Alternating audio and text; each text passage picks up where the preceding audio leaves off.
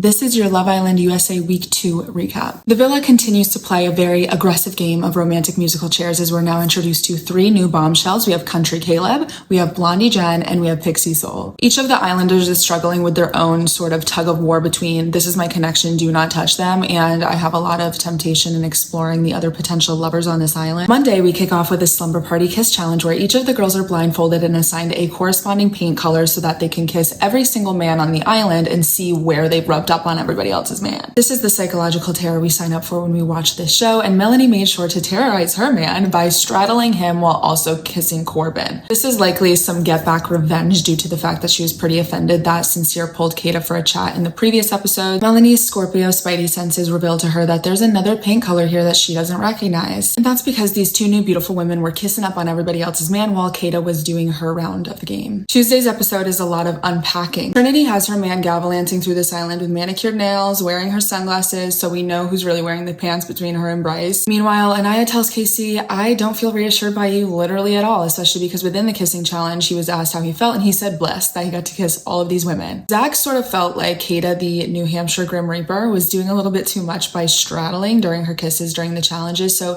he pulls Jen for a chat. This gets even more confusing because Zach essentially ended up saying that Kata and him were closed off, only to hours later tell her to her face that he feels claustrophobic, he owes it to himself to explore, and he feels like he's under a lot of pressure, even though closed off were his words. Wednesday's episode is super crucial because it ends up being the chattiest episode we've had yet. There's a lot of relationship building going on. Sincere feels like Melanie is trying to rage bait him with this kiss between Corbin and her saying that she didn't know it was him, and Sincere was like, it doesn't matter, you knew it just wasn't me. Anaya is echoing a similar sentiment to Casey, saying, you gotta stop playing with me. I would never do you like you're doing me. I never gave you a reason to worry. There's some concerns there because he tells the boys that Soul looks like his ex-girlfriend in a good way, which naturally gets Anaya feeling a certain way, but ultimately he understands and he's like, okay, I gotta screw my head on straight for this girl. Melanie reveals to us that she's psychic because she had a nightmare that a bombshell with green hair came in and stole her man. She's covered in green paint. It's that Scorpio sixth sense. She knew it was coming. Casey is unexpectedly becoming a voice of reason for Melanie, telling her, girl, you knew you were playing during that challenge. Like, come on, let's be serious, in defense of his friend Sincere. And that's similarly mirrored between Sincere giving Anaya, Casey's girl, a pep talk. Both Sincere and Casey are Aries men, so they're incredibly encouraging on the friendship front, but they do struggle with a little bit of romantic impulsivity when it comes to their women. Zach pulls Jen for another chat, which seems like he just wanted to talk about One Direction to some fresh ears. Kata notices this and promptly responds by pulling Caleb for a chat. This is where Sincere and Soul's connection starts to get very intimate. He's talking about the selflessness that's required to be the oldest sibling, and she's talking about the grief and struggles of losing her father only 2 years ago. They cannot stop kissing each other, but it's actually paired with some real intimacy, and this is a big deal because they're kissing outside of a challenge. This is entirely by choice. Kenzie is sharing a bed with Corbin, and it looks like there's something going on every single night with this man, but she does find herself returning to Caleb because he's from the South. He has that Southern charm, so it's a little bit more familiar to her. Gabriel is exploring his connections as well. He's kissing up on Jen. He's kissing up on Soul. Funnily enough, any chance with Soul gets shut down because she says that she doesn't like his pheromones in her confessional. The episode ends with Melanie intentionally but also accidentally walking in on Sincere and Soul just finishing a very passionate kiss. This does sort of feel like a production inconvenience, like she was suggested to go up there because it's just perfect timing. Here's the major issue with Sincere. He is repeatedly reassuring Melanie by downplaying his connection with Soul and saying that he's only here for her, while simultaneously continuing to explore that connection and deepening it with Soul. This begins to isolate the 2 girls with their very strong feelings towards Sincere, and if there's one thing we know, it's that he loves himself a Scorpio woman. Thursday's episode,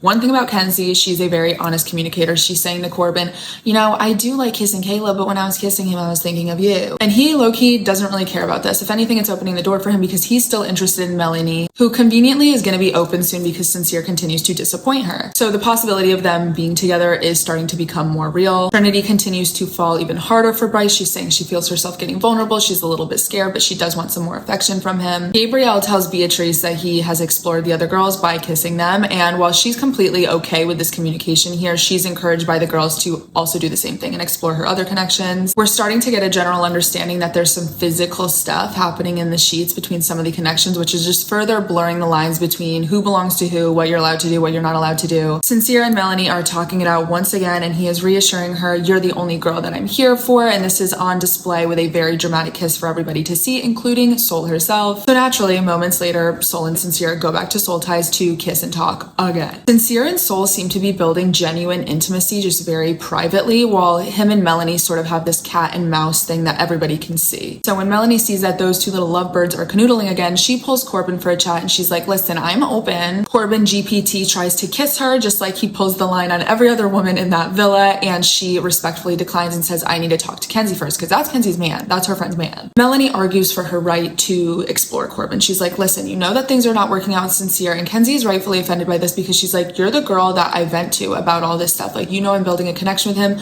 but sure, go for it. Similarly, Bryce suddenly switches up and says, Zach, I'm pulling your girl even though you're my best friend, and I'm gonna pull her for a chat because I'm kind of interested in her. Really weird choice considering Zach is his best friend and Kata is his girl, Trinity's best friend. He's trying to pull the old switcheroo, but Kata isn't interested, Trinity's not going for it, and Zach is like, sure, bruv. Spoiler, but it ends up not working out. Surprise, surprise. However, the viewers did find this ironic and interesting because during the confession challenge, Bryce told us that he literally dated someone just to get closer to their friend.